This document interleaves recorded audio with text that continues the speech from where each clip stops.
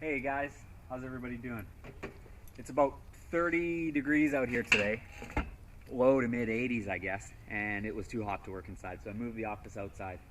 Works pretty good. It's just as warm. It's not a lot cooler out here, but I've got shade and a little bit of a breeze, so it's nice. One of the perks from working at home. Get to keep an eye on the dog at the same time too. I just wanted to talk to you guys really quick because my wife and I, Tammy, we just recently celebrated our 10-year anniversary. And it was, first of all, it got me thinking how fast time flies. Things move way, way too quickly. But we had a conversation at dinner that really got me thinking, and it made me realize that we're always building. It doesn't matter whether you own a business or work for a business. I'm not just specifically talking about that, but in everything that we do, we're building. Whether you're building a marriage, whether you're building any kind of a relationship, whether you're building a family. We've got a young family, 3 kids. We're constantly building towards growing our family and leading everybody in what we hope is the right direction.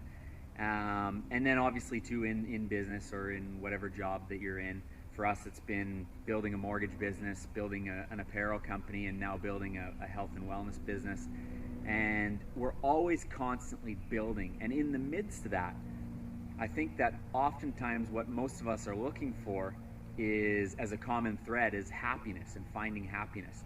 And what I realized a little while ago is that the default in that search for happiness often ends up being circumstances. And what I didn't like about that, and what really started to get under my skin, was the fact that circumstances are constantly changing and we're not always in control of our circumstances. You can be working your hardest and doing it the best that you know how, and you can have a bad day. You can have things that don't work out the way that you hoped they would or that you wanted them to. You can also have great days where it feels like you didn't do anything terribly different, but you got some great results.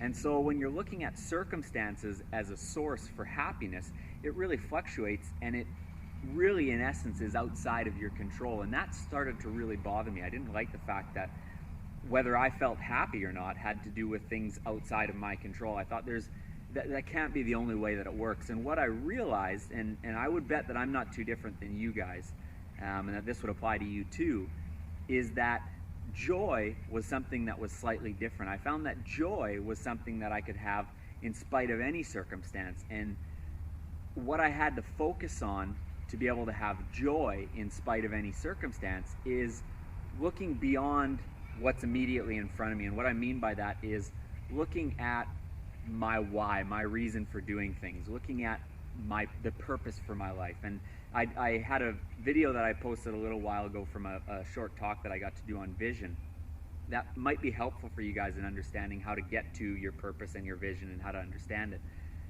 But I found that joy can be attained regardless of circumstances when you focus on that hope, that purpose, that vision, that thing, that end game, so to speak, rather than focusing on those things that are right in front of you. And so I would challenge you guys to really try to focus on those things and try to walk around through that with a level of joy that doesn't fluctuate based on circumstances. And I think in my life, I know I've been able to be much more level and even keel and less emotional when I make certain decisions, just by the fact that I know that I can now have joy regardless of whether I have a great day or whether I have a terrible day.